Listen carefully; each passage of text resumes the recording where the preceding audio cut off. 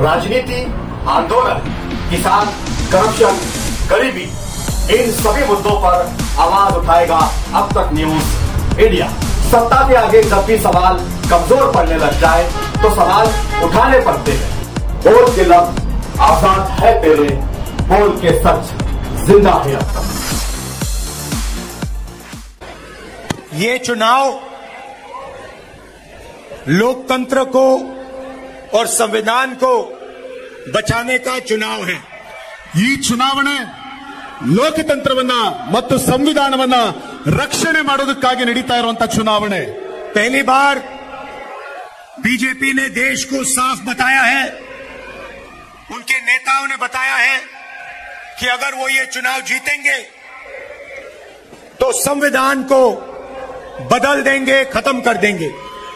ಇದೇ ಮೊದಲನೇ ಬಾರಿಗೆ ಬಿಜೆಪಿಯವರು ಮತ್ತು ಅದರ ನಾಯಕರುಗಳು ಮತ್ತೆ ಅವರಿಗೆ ಅಧಿಕಾರವನ್ನ ಕೊಟ್ಟರೆ ಸಂವಿಧಾನವನ್ನ ಬದಲಾಯಿಸ್ತೀವಿ, ಸಂವಿಧಾನವನ್ನ ಮುಗಿಸ್ತೀವಿ ಎನ್ನುವ ಮಾತುಗಳನ್ನು ಆಡಿದ್ದಾರೆ। देश की जनता को संविधान अधिकार देता है, आरक्षण देता है। ದೇಶದ ಜನತೆಗೆ ಸಂವಿಧಾನ ಅಧಿಕಾರವನ್ನು ಕೊಡುತ್ತೆ, ಸಂವಿಧಾನ ರಕ್ಷಣೆಯನ್ನು ಕೊಡುತ್ತೆ। संविधान से पहले इस देश में गरीबों का, पिछड़ों का, दलितों का, आदिवासियों का कोई अधिकार नहीं था। ಸಂವಿಧಾನ ಬರೋದಕ್ಕಿಂತ ಮುಂಚೆ ಈ ದೇಶದಲ್ಲಿ ಹಿಂದುಳಿದ ವರ್ಗದವರಿಗೆ, ದಲಿತರಿಗೆ, ಆದಿವಾಸಿಗಳಿಗೆ, ದುರ್ಬಲರಿಗೆ ಯಾವ ಅಧಿಕಾರವೂ ಕೂಡ ಇರಲಿಲ್ಲ। राजाओं महाराजाओं का राज था, जो भी वो चाहते थे कर देते थे। किसी की जमीन चाहिए होती थी, उठा के ले जाते थे। ರಾಜರು, ಮಹಾರಾಜರು ಮತ್ತು ಶಕ್ತಿಶಾಲಿಗಳು ಅವರಿಗೆ ಬೇಕಾದಂತೆ ರಾಜ್ಯಭಾರ ಮಾಡ್ತಾ ಇದ್ರು ಮತ್ತು ಯಾರ ಭೂಮಿಯನ್ನು ಬೇಕಾದರೂ ಕಿತ್ಕೊಳ್ತಾ ಇದ್ರು। कांग्रेस पार्टी और हमारे कार्यकर्ताओं ने देश की जनता के साथ मिलकर आजादी प्राप्त की, लोकतंत्र लाए और संविधान देश को दिलवाया। ಆ ದಿವಸ ಕಾಂಗ್ರೆಸ್ ಜನಸಾಮಾನ್ಯರ ಜೊತೆಗೆ ಸೇರಿ ಹೋರಾಟವನ್ನು ಮಾಡಿ ದೇಶಕ್ಕೆ ಸ್ವಾತಂತ್ರ್ಯವನ್ನು ತಂತು ಹಾಗೂ ಸಂವಿಧಾನವನ್ನು ಜಾರಿಗೊಳಿಸಿತು। और ये लोग सोचते हैं कि संविधान को मिटाया जा सकता है। ಇವರು ಆಲೋಚನೆ ಮಾಡ್ತಾ ಇದ್ದಾರೆ ಸಂವಿಧಾನವನ್ನ ತೆಗೆದು ಹಾಕಬಹುದು ಅಂತ। मैं देश की गरीब जनता को कहना चाहता हूं, दलितों को, आदिवासियों को, पिछड़ों को, माइनॉरिटीज को, कि ऐसी कोई शक्ति दुनिया में नहीं है जो हिंदुस्तान के संविधान को मिटा सकती है। ನಾನು ದೇಶಕ್ಕೆ ಹೇಳಲಿಕ್ಕೆ ಬಯಸ್ತೇನೆ, ದೇಶದ ಹಿಂದುಳಿದ ವರ್ಗದವರಿಗೆ, ಆದಿವಾಸಿಗಳಿಗೆ, ದುರ್ಬಲ ವರ್ಗದವರಿಗೆ, ಅಲ್ಪಸಂಖ್ಯಾತರಿಗೆ ಈ ದೇಶದಲ್ಲಿ ಸಂವಿಧಾನವನ್ನ ದುರ್ಬಲಗೊಳಿಸುವಂತಹ ಶಕ್ತಿ ಇನ್ನೂ ಹುಟ್ಟಿಲ್ಲ।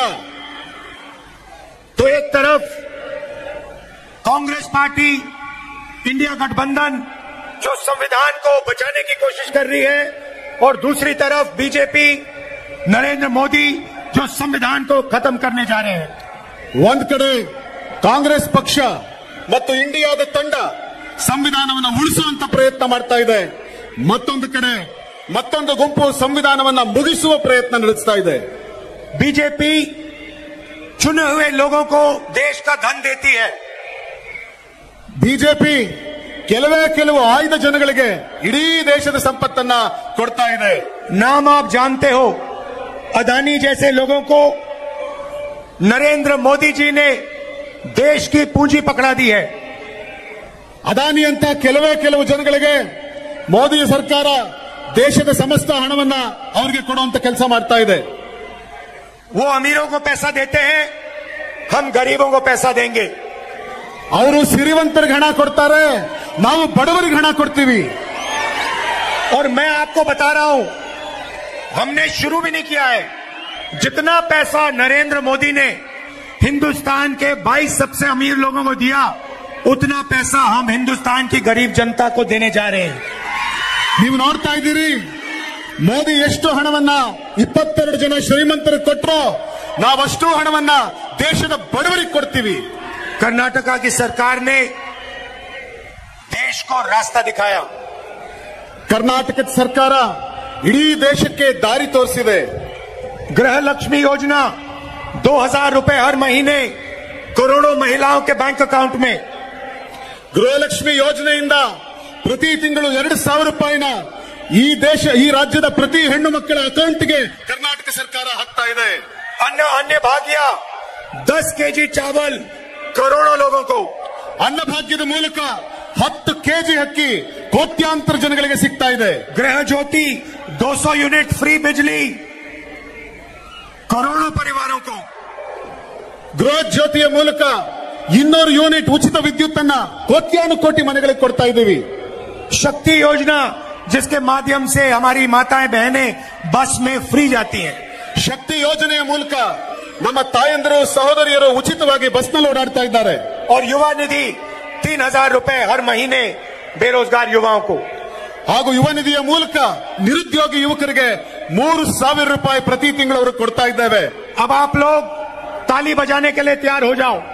ನೀವೀಗ ಚಪ್ಪಾಳೆ ಹೊಡೆಯೋದಕ್ಕೆ ತಯಾರಾಗಿ. जो मैं आपको बताने जा रहा हूं दुनिया की किसी सरकार ने ऐसे काम आज तक नहीं किए हैं. ನಾನೀಗೇನ್ ಹೇಳಕ್ ಹೊರಟಿದ್ದೀನಿ, ಇಲ್ಲಿವರೆಗೂ ಭೂಮಿಯ ಮೇಲಿನ ಯಾವ ಸರ್ಕಾರವೂ ಇಂಥ ಕೆಲಸ ಮಾಡಿಲ್ಲ. ಮಹಾಲಕ್ಷ್ಮಿ ಯೋಜನೆಯ ಮೂಲಕ ये हमारी पहली योजना होगी. ಇದು ನಮ್ಮ ಮೊದಲನೇ ಯೋಜನೆ ಆಗಿರುತ್ತೆ. भाई और बहनों यहां 2000 रुपए महीने के दिए जाते हैं. ಸಹೋದರ ಸಹೋದರಿಯರೇ, ಇಲ್ಲಿ ನಿಮಗೆ 2000 ರೂಪಾಯಿ ಪ್ರತಿ ತಿಂಗಳು ಸಿಗ್ತಾ ಇದೆ. हम हिंदुस्तान के सारे गरीब परिवारों की लिस्ट बनाएंगे. ನಾವು ಇಡೀ ಭಾರತ ದೇಶದ ಎಲ್ಲ ಬಡವರ ಮನೆಗಳನ್ನ ಪಟ್ಟಿ ಮಾಡ್ತೀವಿ. हर प्रदेश में, हर कस्बे में, हर गांव में ढूंढ के हम गरीब परिवारों की लिस्ट बनाएंगे.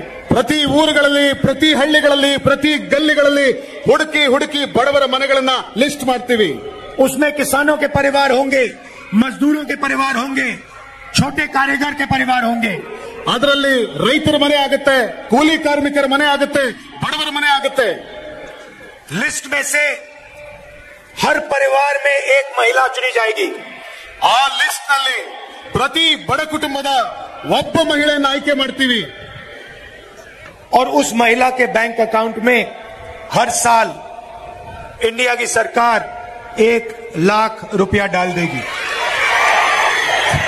ಆ ಮಹಿಳೆಯ ಅಕೌಂಟ್ಗೆ ಭಾರತದ ಸರ್ಕಾರ 1 ಲಕ್ಷ ರೂಪಾಯಿ ಹಣವನ್ನು ಹಾಕುತ್ತೆ.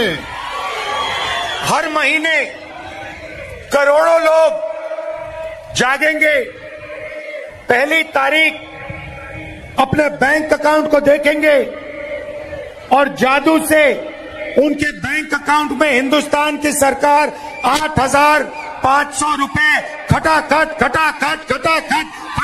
हर महीने डालेगी. ಅನೇಕ ಜನ ದೇಶದ ಬಡಪಾಯಿಗಳು ಬೆಳಗ್ಗೆ ಎದ್ದು ನೋಡಿದಾಗ ಅವ್ರಿಗೊಂದು ಜಾದೂ ಕಾದಿರುತ್ತೆ. ಪ್ರತಿ ತಿಂಗಳು 1ನೇ ತಾರೀಕು ಅವರ ಅಕೌಂಟ್ ನಲ್ಲಿ 8500 ರೂಪಾಯಿ ಫಟಾಫಟ್ ಅಂತೇಳಿ ಅವರ ಅಕೌಂಟ್ ಬಿದ್ದಿರುತ್ತೆ. मतलब कर्नाटका के गरीब परिवारों को 24,000 रुपए कर्नाटका की सरकार दे रही है. ಅಂದ್ರೆ ಕರ್ನಾಟಕದ ಬಡವರಿಗೆ ಕರ್ನಾಟಕದ ಸರ್ಕಾರ ಪ್ರತಿ ವರ್ಷ 24,000 ರೂಪಾಯಿ ಕೊಡ್ತಾ ಇದೆ. 2000 रुपए महीने के ಪ್ರತಿ ತಿಂಗಳು 2000 ರೂಪಾಯಿ ಕೊಡ್ತಾ ಇದೆ. उसमें हिंदुस्तान की सरकार ಅದಕ್ಕೆ ಭಾರತದ ಸರ್ಕಾರ 8500 रुपए जोड़ देगी. 8500 ರೂಪಾಯಿಗಳನ್ನ ಜೋಡಿಸ್ತೀವಿ. मतलब 10,500 रुपए. ಅದರ ಅರ್ಥ 10,500 ರೂಪಾಯಿ सिगुत्ते. करोड़ों परिवारों को हिंदुस्तान की सरकार देने जा रही है. नरेंद्र मोदी ने 20 अरबपति तैयार किए, हम करोड़ों लाखपति बनाने जा रहे हैं. ಕೋಟ್ಯಾಂತರ ಜನಗಳಿಗೆ ಈ ಹಣವನ್ನು ನಾವು ಕೊಡಬೇಕು ಅಂತ ತೀರ್ಮಾನಿಸಿದ್ದೇವೆ. ನರೇಂದ್ರ ಮೋದಿ ಸರ್ಕಾರ 20 ಜನರಿಗೆ ಕೊಡ್ತಾ ಇದೆ. ನಾವು ಅದನ್ನ ಈ ದೇಶದ ಕೋಟ್ಯಾಂತರ ಜನರನ್ನ ಲಕ್ಷಾಧೀಶ್ವರನ್ನ ಮಾಡೋದಕ್ಕೆ ಹೊರಟಿದ್ದೇವೆ. कर्नाटक की सरकार बेरोजगार युवाओं को 3000 रुपए प्रति महीना देती है. ಕರ್ನಾಟಕದ ಸರ್ಕಾರ ನಿರುದ್ಯೋಗಿ ಯುವಕರಿಗೆ 3000 ರೂಪಾಯಿ ಪ್ರತಿ ತಿಂಗಳು ಕೊಡ್ತಾ ಇದೆ. नरेंद्र मोदी जी ने जैसे कोविड फैला था वैसे उन्होंने देश में बेरोजगारी फैला दी है. ನರೇಂದ್ರ ಮೋದಿ ಅವರು ದೇಶದಲ್ಲಿ ಯಾವ ರೀತಿ ಅವತ್ತು ಕೋವಿಡ್ ಅನ್ನು ತಂದ್ರು ಅದೇ ಥರದಲ್ಲಿ ಇವತ್ತು ನಿರುದ್ಯೋಗವನ್ನ ದೇಶದ ತುಂಬ ತಂದಿಟ್ಟಿದ್ದಾರೆ. और जैसे कोविड के समय प्रधानमंत्री ने कहा था थाली बजाओ, आज बेरोजगार युवाओं को नरेंद्र मोदी कहते हैं पकौड़े बनाओ.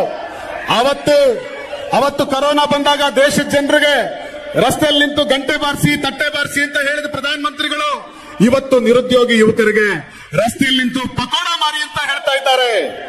तो हम एक नई योजना लाए हैं, पहली नौकरी पक्की. ಆದ್ರಿಂದ ನಾವು ಹೊಸ ಯೋಜನೆ ತರ್ತಾ ಇದ್ದೀವಿ. ಪಹಲಿ ನೌಕರಿ ಪಕ್ಕಿ ಅಂದ್ರೆ ಮೊದಲು ನಿಮಗೆ ಉದ್ಯೋಗ ಪಕ್ಕ. हिंदुस्तान के बेरोजगार ग्रेजुएट्स को हमारी सरकार एक अधिकार देने जा रही है. ಹಿಂದೂಸ್ತಾನದ ಭಾರತ ದೇಶದ ನಿರುದ್ಯೋಗಿ ಯುವಕರಿಗೆ ನಮ್ಮ ಸರ್ಕಾರ ಒಂದು ಹೊಸ ಯೋಜನೆ ತರ್ತಿದೆ. अमीर घर के बच्चे अप्रेंटिसशिप करते हैं, 6 महीने की 1 साल की उनकी टेम्पररी नौकरी लगती है, बड़ी बड़ी कंपनियों में होती है, ट्रेनिंग होती है, पैसा मिलता है. ಈ ನಾಡಿನ ಶ್ರೀಮಂತರ ಮಕ್ಕಳಿಗೆ ಅವರು ಡಿಗ್ರಿ ಮುಗಿಸಿದ ನಂತರ ದೊಡ್ಡ ದೊಡ್ಡ ಕಂಪನಿಗಳಲ್ಲಿ ಅವ್ರಿಗೆ ಅಪ್ರೆಂಟಿಸ್ಶಿಪ್ ಸಿಗುತ್ತೆ, ಅವ್ರಿಗೆ ಸಂಬಳ ಕೂಡ ಸಿಗುತ್ತೆ. ये सुविधा हिंदुस्तान के बेरोजगार युवाओं को नहीं मिलती. ಆದರೆ ಇಂಥ ಒಂದು ಉಪಯೋಗ ಈ ದೇಶದ ಬಡ ಮಕ್ಕಳಿಗೆ ಇಲ್ಲವಾಗಿದೆ. मनरेगा के माध्यम से मजदूरों को रोजगार का अधिकार हमने दिया. अब हम हिंदुस्तान के सारे ग्रेजुएट्स को अप्रेंटिसशिप का अधिकार देने जा रहे हैं. ನರೇಗಾದ ಮೂಲಕ ಹಿಂದೂಸ್ತಾನದ ಕೋಟ್ಯಾನುಕೋಟಿ ಯುವಕರಿಗೆ, ಹಿಂದೂಸ್ತಾನದಲ್ಲಿ ಕೋಟ್ಯಾಂತರ ಜನರಿಗೆ ನರೇಗಾದಲ್ಲಿ ಕೆಲಸದ ಯೋಜನೆಯನ್ನು ಕೊಟ್ವಿ ಮತ್ತು ಅಪ್ರೆಂಟಿಸ್ಶಿಪ್ ಯೋಜನೆಯ ಮೂಲಕ ಈ ದೇಶದ ಕೋಟ್ಯಾಂತರ ಜನ ಯುವಕರಿಗೆ ಉದ್ಯೋಗ ಸಿಗುವಂತ ಯೋಜನೆಯನ್ನು ರೂಪಿಸ್ತಾ ಇದ್ದೇವೆ. पब्लिक सेक्टर में, प्राइवेट सेक्टर में, सरकारी ऑफिसेज में, अस्पतालों में युवाओं को ये अप्रेंटिसशिप मिलेगी. ಸಾರ್ವಜನಿಕ ಸಂಸ್ಥೆಗಳಲ್ಲಿ, ಅದೇ ರೀತಿ ಪ್ರೈವೇಟ್ ಸಂಸ್ಥೆಗಳಲ್ಲಿ, ಸರ್ಕಾರಿ ಆಸ್ಪತ್ರೆಗಳಲ್ಲಿ ಯುವಕರಿಗೆ ಈ ಅಪ್ರೆಂಟಿಸ್ಶಿಪ್ ನ ಅವಕಾಶವನ್ನು ಕೊಡಿಸಬೇಕು ಅಂತ ಯೋಚನೆ ಮಾಡಿದ್ದೇವೆ. जैसे ही कॉलेज यूनिवर्सिटी खत्म होगी, ग्रेजुएशन होगा, वैसे ही ये अधिकार आपको मिलेगा. ಯಾವ ಸಂದರ್ಭದಲ್ಲಿ ನಿಮ್ಮ ಕಾಲೇಜ್ ಶಿಕ್ಷಣವನ್ನ ಮುಗಿಸ್ತೀರಿ, ಕಾಲೇಜ್ ಶಿಕ್ಷಣ ಮುಗಿದ ತಕ್ಷಣ ನಿಮಗೆ ಯೋಜನೆ ಜಾರಿ ಮಾಡ್ತೀವಿ. 1 साल की नौकरी 8,500 रुपए हर महीने, 1 लाख रुपए साल के, और दुनिया की सबसे बेहतरीन ट्रेनिंग हिंदुस्तान की सरकार आपको देने जा रही है. ನಿಮ್ಮ ಡಿಗ್ರಿ ಮುಗಿದ ತಕ್ಷಣ 1 ವರ್ಷ ನಿಮಗೆ ಕೆಲಸ ಕೊಡ್ತೇವೆ, 8,500 ರೂಪಾಯಿ ನಿಮ್ಮ ಅಕೌಂಟಿಗೆ ಬರೋ ತರ ಮಾಡ್ತೇವೆ. ಮಾತ್ರ ಅಲ್ಲ, 1 ವರ್ಷಕ್ಕೆ 1 ಲಕ್ಷ ಹಣ ಯುವಕರಿಗೆ ಸಿಗೋ ತರ ಮಾಡ್ತೇವೆ. तो लाखों युवाओं को, करोड़ों युवाओं को हम लाखपति बना रहे हैं, करोड़ों महिलाओं को हम लाखपति बना रहे हैं. ನಾವು ಈ ದೇಶದ ಕೋಟ್ಯಾಂತರ ಜನ ಯುವಕರನ್ನ ಲಕ್ಷಾಧೀಶ್ವರನ್ನ ಮಾಡೋದಕ್ಕೆ ಹೊರಟಿದ್ದೇವೆ. ನಾವು ಈ ದೇಶದ ಕೋಟ್ಯಾಂತರ ಹೆಣ್ಣು ಮಕ್ಕಳನ್ನ ಲಕ್ಷಾಧೀಶ್ವರನ್ನಾಗಿ ಮಾಡ್ತಾ ಇದ್ದೇವೆ. आशा और आंगनवाड़ी का काम जो करती है महिलाएं, उनकी आमदनी को दुगना किया जाएगा. ಆಶಾ ಮತ್ತು ಅಂಗನವಾಡಿಯಲ್ಲಿ ಕೆಲಸ ಮಾಡ್ತಾ ಇರುವಂತಹ ಹೆಣ್ಣು ಮಕ್ಕಳಿಗೆ ಬರ್ತಿರುವ ಆದಾಯವನ್ನ ದ್ವಿಗುಣ ಮಾಡ್ತೀವಿ. मनरेगा के लिए 400 रुपए मिलेगा. ಮನ್ರೇಗಾ ಕೆಲಸದಲ್ಲಿ ಕೆಲಸ ಮಾಡುವ ಕೆಲಸಗಾರರಿಗೆ 400 ರೂಪಾಯಿ ಸಿಗೋ ತರ ಮಾಡ್ತೀವಿ. और सरकारी ऑफिसेज में, पब्लिक सेक्टर में महिलाओं को 50% आरक्षण मिलेगा. ಸರ್ಕಾರಿ ಕಚೇರಿಗಳಲ್ಲಿ ಮತ್ತು ಅನೇಕ ಕಚೇರಿಗಳಲ್ಲಿ ಮಹಿಳೆಯರಿಗೆ 50% ರಿಸರ್ವೇಶನ್ ಸಿಗೋ ತರ ಮಾಡ್ತೇವೆ. तो ये सब हम कर्नाटक के लिए और बाकी प्रदेशों के लिए करने जा रहे हैं. ಇದೆಲ್ಲವನ್ನು ಕೂಡ ನಾವು ಕರ್ನಾಟಕಕ್ಕಾಗಿ ಹಾಗೂ ಬೇರೆ ಪ್ರದೇಶಗಳಿಗಾಗಿ ಮಾಡ್ತಾ ಇದ್ದೇವೆ.